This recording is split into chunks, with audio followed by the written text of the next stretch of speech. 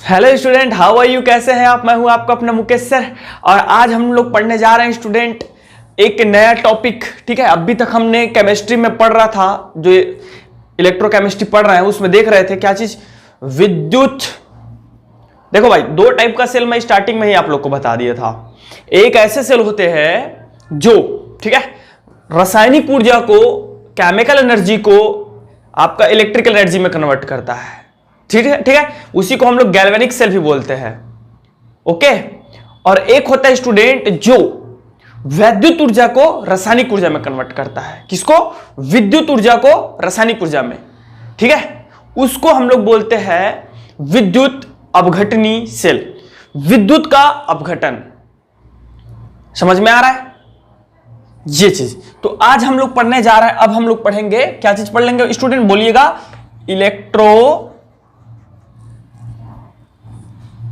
Electrolytic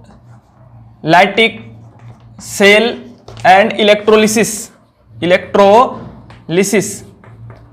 ठीक है, जिसको हम लोग बोलते हैं विद्युत अपघटन। विद्युत अपघटन तो क्या है रे भैया? विद्युत अपघटन क्या है समझना है हमको। विद्युत अपघटन क्या है? देखो बच्चों, क्या चीज है, एक बढ़िया सा मैं इधर चित्र बना देता हूं, समझिएगा। ठीक है, किसी भी विद्युत अपघट्य के गलित अवस्था में, ध्यान से सुनिएगा, डेफिनेशन में बोल रहा हूं ना, किसी भी विद्युत अपघट्य के गलित अवस्था में बाह्य बैटरी द्वारा या दिष्ट धारा प्रवाहित करने पर, दिष्ट धारा प्रवाहित करने पर रासायनिक अपघटन की क्रिया को, रासायनिक वियोजन या अपघटन की क्रिया को ही हम लोग क्या बोलते हैं? विद्युत अपघटन कहते हैं। ठीक है,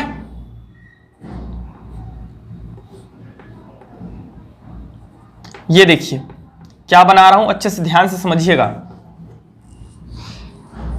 एक्चुअल में होता क्या है, देखिए, कोई भी विद्युत अपघट्य आपको पदार्थ लेना है, क्योंकि विद्युत अपघटन कराना है तो इलेक्ट्रोलाइटिक्स आपको केमिकल लेना है, जैसे कि सोडियम क्लोराइड है बच्चों। अब सोडियम क्लोराइड कहां है? यहां पे डिसॉल्व है गलित अवस्था में। और ये दिष्ट धारा, दिष्ट धारा जैसे बैटरी द्वारा हमको जो प्राप्त होती है धारा, उसको हम दिष्ट धारा बोलते हैं। ठीक है, डीसी करंट। एक होता है alternating current, AC current, DC current. Battery द्वारा जो प्राप्त होती है उसको हम क्या बोलते हैं? DC current. तो डीसी करंट द्वारा हम इसको क्या करते हैं, इलेक्ट्रोड लगा हुआ है, इसमें डीसी करंट प्रवाहित करते हैं। तो होता क्या है एक्चुअल में, ये जो सोडियम क्लोराइड है बच्चों, सोडियम क्लोराइड है, वह क्या होता है सोडियम क्लोराइड में? सोडियम क्लोराइड उसमें आयनित अवस्था में रहता है, means that sodium plus and chlorine minus के फॉर्म में। तो सोडियम जो होता है वो जो प्लस साइन वाला जो होता है वो माइनस इलेक्ट्रोड की ओर चलने लगता है, माइनस इलेक्ट्रोड की ओर चलने लगता है, इलेक्ट्रोड की ओर चलने लगता है। और माइनस जो है वो कहां चलने लगता है? प्लस इलेक्ट्रोड की ओर चलने लगता है। ठीक है, और जाकर के क्या होता है उसमें चिपकने लगता है, चिपकने लगता है। तो यही घटना हमारी क्या कहलाती है? इलेक्ट्रोलिसिस कहलाती है। ठीक है, ये नहीं पूछा जाता है आपको। आता है मोस्ट टाइम पे क्वेश्चन जो आता है इस टॉपिक में, वो है आपका फैराडेज लॉ। ठीक है, विद्युत अपघटन के दो नियम, टू लॉज ऑफ इलेक्ट्रोलाइटिक्स, वो आते हैं। दूसरा आ जाता है स्टूडेंट करोजन क्या है।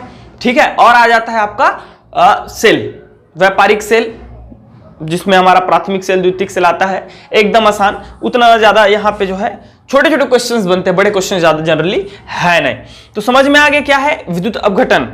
ठीक है, अब समझते हैं क्या चीज, कि इसमें जो थोड़ा सा चेंज आता है स्टूडेंट, याद रखिएगा। क्या है, बच्चों को जनरली धोखा होता है। हम लोग जो पढ़े थे, यहां क्या हो रहा है भाई, ये क्या है, हमारा बैटरी है। ठीक है, वैद्युत ऊर्जा है, और ये किस में कन्वर्ट हो रहा है? रासायनिक ऊर्जा में कन्वर्ट हो रहा है। मतलब हम इसका उपयोग कर रहे हैं, इसका उपयोग कर रहे हैं रासायनिक क्रियाओं को संपन्न कराने के लिए। बेसिक अंतर में 5 अंतर लिखवाए हूं, सबसे फर्स्ट क्लास में जाइए आप, मेरे प्लेलिस्ट में जो चैप्टर 3 है उसके फर्स्ट क्लास में जाइए, 5 अंतर लिखवाया हूं। किसमें? विद्युत अपघटनी cell, electrolytic cell and galvanic cell में। समझ में आ रहा है?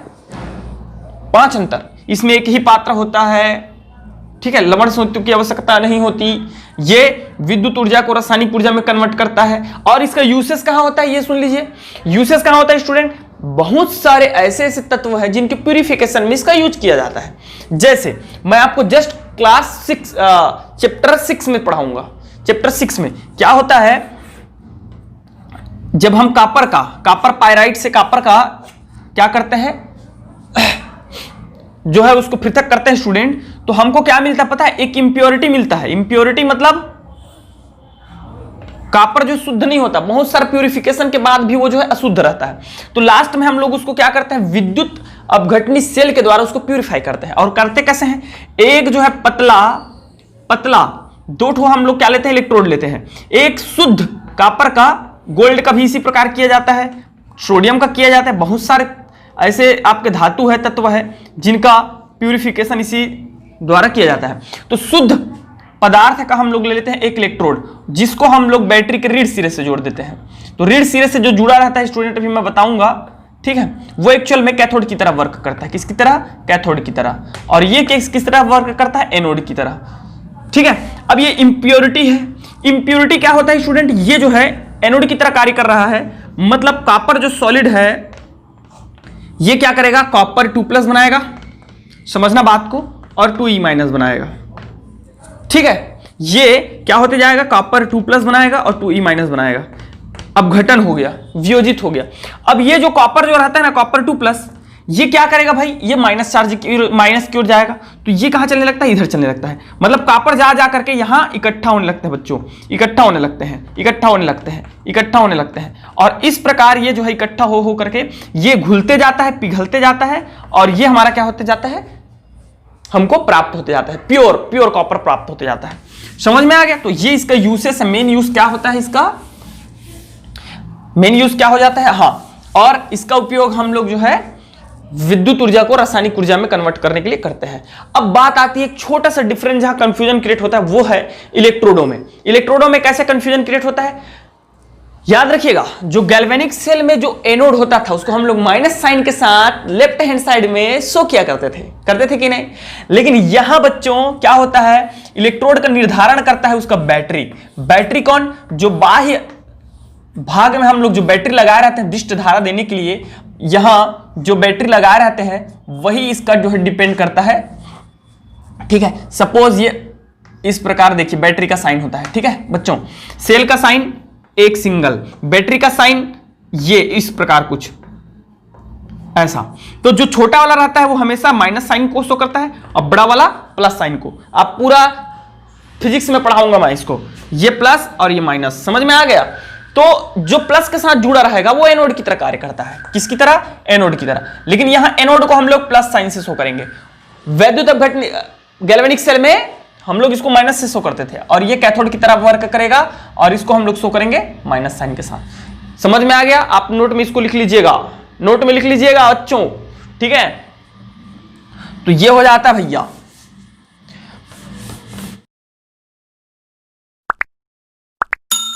ओके स्टूडेंट, नेक्स्ट देखते हैं। अब हम लोग क्या देखते हैं भाई, फैराडेज लॉ। ठीक है, फैराडे का फर्स्ट नियम देखते हैं।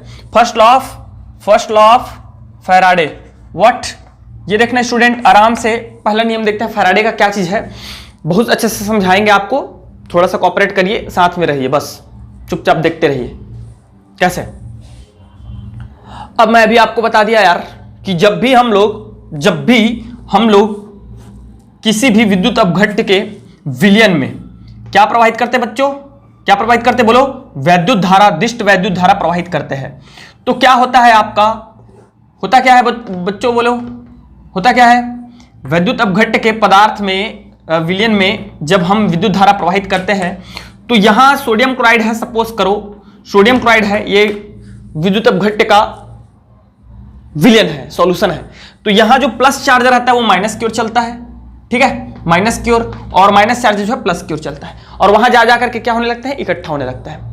उसको हम बोलेंगे मुक्त पदार्थ की मात्रा।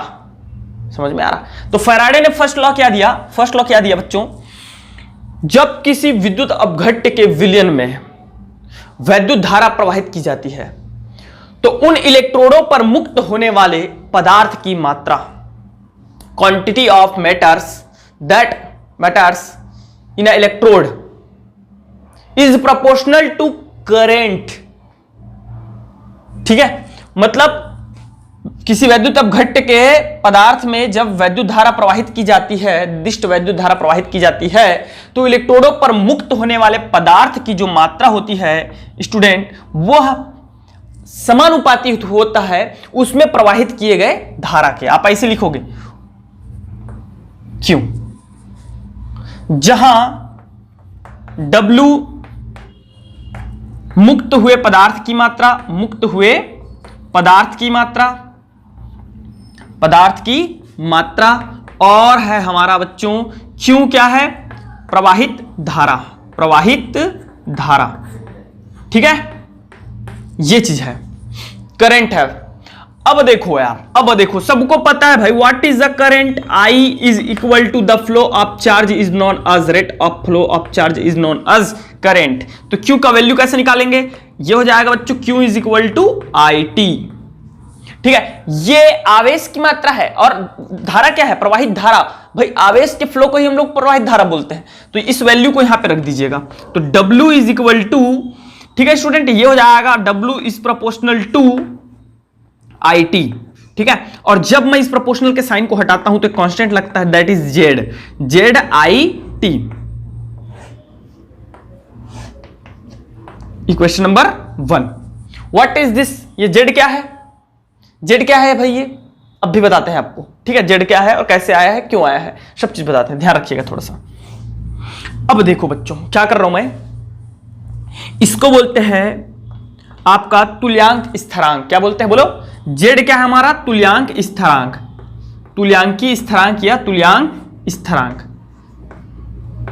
ठीक है, तो इसका जो वैल्यू होता है वो देखिए क्या होता है।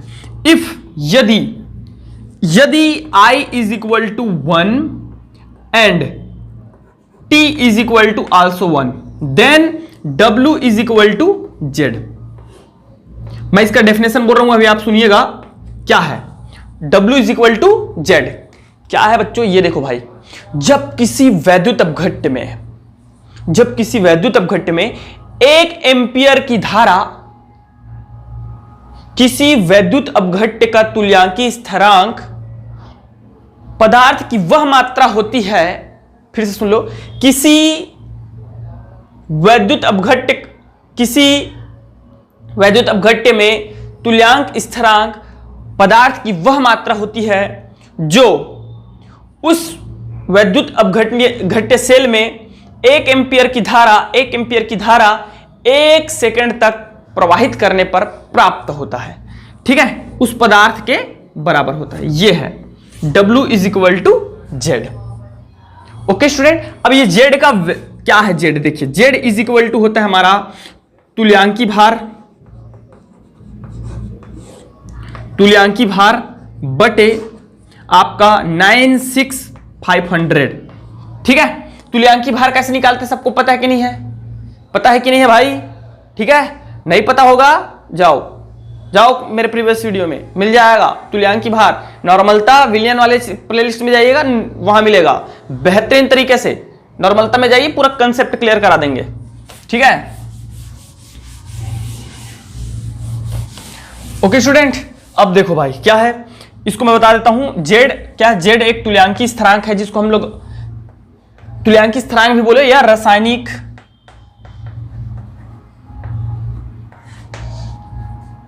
तुल्यांक, ये विद्युत रासायनिक तुल्यांक भी बोला जाता है। क्या बोलते हैं? विद्युत रासायनिक तुल्यांक। ठीक है, याद रखिएगा, तुल्यांकी स्थिरांक या विद्युत रासायनिक तुल्यांक कहते हैं। ठीक है, अब देखो ये 960, ये क्या चीज है? मैं पहले भी लिखा था, आपको याद कीजिए, जब नरनष्ट समीकरण निकाले थे तब। वो क्या चीज है, कैसे आया, ये सुन लो भाई। हम सबको पता है 1 इलेक्ट्रॉन का चार्ज कितना होता है बच्चों, बोलो? 1.6 multiply 10 to the power -19 coulomb. ठीक है, ये चार्ज है। ठीक है, आवेश की मात्रा 1 इलेक्ट्रॉन पर। अब जब 1 मोल पर जब हम निकालते हैं, कितना पर? 1 मोल पर, तो 1 मोल जो हमारा इलेक्ट्रॉन होता है स्टूडेंट, उस पर जो चार्ज होता है, तो 1 मोल का वैल्यू क्या होता है? 1 मोल का जब निकालोगे तो एवोगाद्रो संख्या क्या है? 6.022 मल्टीप्लाई 10 टू द पावर -23। ये होता है कि नहीं होता है? ये 1 मोल का संख्या एवोगाद्रो नंबर। तो 1 मोल का जब निकालेंगे, 1 इलेक्ट्रॉन का चार्ज ये है, तो 1 मोल इलेक्ट्रॉन का चार्ज क्या हो जाएगा? तो इन दोनों का मल्टीप्लाई हो जाएगा, 1.6 multiply 10 to the power minus 19 plus multiply 6.022 multiply 10 to the power 23। Then student जब इसको आप कैलकुलेट करोगे तो अप्रोक्सीमेट, एकदम फिक्स नहीं पहुंचता वो, समथिंग आई थिंक 497 ऐसा कुछ समथिंग पहुंचता है। तो आप जब इसको अप्रोक्सीमेट लिखोगे दैट इज अप्रोक्सीमेट 96,500 ये कुछ आता है। तो ये जो है बच्चों ये क्या कहलाता है पता है आपको?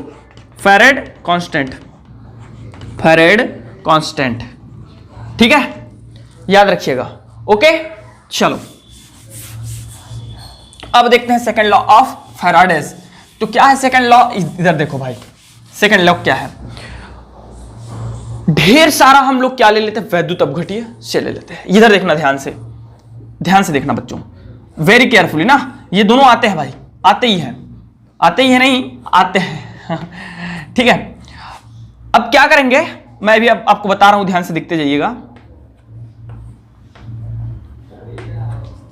पहले थोड़ा सा अच्छा सा चित्र बना लें, ठीक है।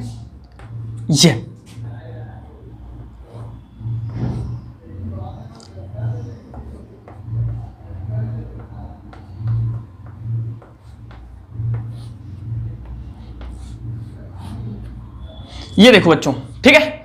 तो आप सबको पता है ये it is a anode and it is a cathode. And ये क्या है? की है आपका, ठीक है। प्रेस करेंगे, ठीक है। तो यहां सपोज करते हैं हम लोग ने सिल्वर नाइट्रेट का सॉल्यूशन ले लिया और यहां ले लिया कॉपर सल्फेट का सॉल्यूशन ले लिया, ठीक है। Silver nitrate and copper sulphate का सॉल्यूशन ले लिया है कुछ इस प्रकार।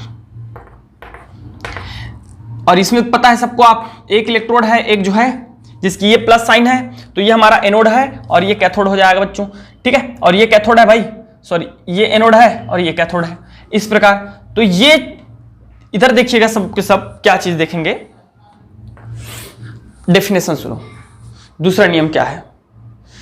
जब बहुत सारे या एक से अधिक वैद्युत अपघटनी सेलों को श्रेणी क्रम में जोड़ा जाता है, श्रेणी क्रम में जोड़ा जाता है और दिष्ट धारा प्रवाहित की जाती है, तो मुक्त होने वाले पदार्थों की जो मात्रा है बच्चों, मुक्त होने वाले पदार्थों की मात्रा है वह उनके तुल्यांकी भार के, किसके? तुल्यांकी भार के, लिख लीजिएगा, तुल्यांकी भार के समानुपाती होता है, बस और कुछ नहीं है। यही सेकंड लॉ ऑफ फैराडेज है। तो इसको अगर मैं सपोज लेता हूं, इसको नंबर 1 ले लेता हूं, इसको नंबर 2 ले लेता हूं, ठीक है। 1 नंबर का सेल, 2 नंबर का सेल, तो वो 1 नंबर के सेल के लिए क्या हो जाएगा? 1 और 2। पहले चलो एक काम करते हैं, इसको हम लोग लिख दिए, ये फॉर्मूला आ गया। सेकंड फॉर्मूला ये हो जाएगा नंबर 1 और ये E1, मतलब इसमें जो पदार्थ है उसका तुल्यांकी भार और इसमें जो पदार्थ एकत्रित हुआ है उसका मात्रा। और सिल्वर है तो सिल्वर नाइट्रेट का तुल्यांकी भार लिखना है आपको, समझ में आ रहा है? अब क्या करो, इसको मैं कैसे लिख सकता हूं? V1 W1 that is equal to, suppose करो K है, कांस्टेंट है, E1, तो इसको मैं क्या लिख सकता हूं? W1 by E1 that is equal to K। आगे बच्चों आप सेकंड के लिए क्या करोगे? इसको W2 is proportional to E2, then W2 is equal to K E2, okay. तो ये हमारा हो जाएगा W2 divided by E2 and that is equal to K। तो दोनों में से K को इक्वल करेंगे तो हमारा ये निकल के आता है W1 divided by E1 that is equal to W2 divided by E2, ठीक है। तो ये फॉर्मूला आपको लिखना रहता है वहां। अगर 3 रहेगा तो 3 ठो, 4 रहेगा तो 4 ठो, n रहेगा तो n टाइम, समझ में आ गया? और इसको कैसे लिखा जा सकता है? देखो इधर W1 डिवाइडेड बाई, इसको इधर क्रॉस मल्टीप्लाई कर दीजिए, W2 इसको इधर ले जाइए, E1 डिवाइडेड बाई E2, समझ में आ गया? तो ये है सेकंड लॉ ऑफ फैराडे। याद रखिएगा, चित्र बनाइएगा, फॉर्मूला लिखिएगा अच्छे से, ठीक है। और इसको मैं क्या कर सकता हूं? सपोज करो यही देख लो स्टूडेंट, तो यहां कैसे हो जाएगा? ये देखो, इस फॉर्मूले पे अगर इस वैल्यू को रखूंगा तो क्या हो जाएगा? मुक्त होने वाले, मुक्त अगर मैं वर्ड में लिखूं तो होने वाले सिल्वर की मात्रा, W1 क्या है? मुक्त होने वाले सिल्वर की मात्रा, डिवाइडेड बाय ये क्या है? मुक्त होने वाले कॉपर की मात्रा, मुक्त होने वाले कॉपर की मात्रा, ठीक है। और इधर क्या हो जाएगा आपका? सिल्वर का जो है तुल्यांकी भार डिवाइडेड बाय कॉपर का तुल्यांकी भार। समझ में आ गया अच्छे से? चलो भैया अब देखते हैं सेल, बैटरियां क्या होती है, प्राथमिक सेल, द्वितीयक सेल, सब देखते हैं अभी, ठीक है। ओके स्टूडेंट, अब हम लोग देखते हैं बच्चों, स्टूडेंट, डियर स्टूडेंट, क्या चीज देखेंगे भाई, सेल एंड बैटरीज। व्हाट? व्यापारिक जिसको बोलते हैं हम लोग, व्यापारिक सेल और बैटरियां एंड बैटरियां, ठीक है। Commercial cells and batteries.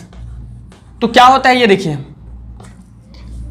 देखो भाई, सेल क्या चीज है, एक ऐसा पदार्थ है जो विद्युत रासायनिक ऊर्जा को विद्युत ऊर्जा में कन्वर्ट करता है, रासायनिक ऊर्जा को विद्युत ऊर्जा में कन्वर्ट करता है, ठीक है। और सेल को हम लोग अभी मैं जस्ट बताऊं कुछ टाइम पहले, सेल को हम ऐसा शो करते हैं, और सेलों के संयोजन को ढेर सारे सेल मिला दीजिए तो वो हमारा क्या बन जाता है बच्चों, बैटरी बन जाता है। सेलों का संयोजन को ही हम लोग क्या बोल देते हैं, बैटरी कह देते हैं, ठीक है। तो इस बैटरी को ढेर सारे प्रकार के, आपने भी बैटरी देखे होंगे, कैसे कैसे बैटरी देखे होंगे आप। एक तो घड़ी में सेल में बैटरी यूज करते होंगे छोटा सा, दैट इज मरकरी, ठीक है। मैं कल पढ़ा दूंगा, मरकरी बोलते हैं इसको, मरकरी सेल बोलते हैं, ठीक है। वैसा सेल देखे होंगे। उसके बाद आप देखे होंगे पहले जो टॉर्च आता था, अब भी जो घड़ी आती है, बड़ी दीवार घड़ी, उस पे जो हमारा सेल लगा होता है, जिसके सामने में छोटा सा एक कुछ ऐसा हिस्सा रहता है, उसके बाद फिर ये ऐसा हिस्सा रहता है ना, ऐसा।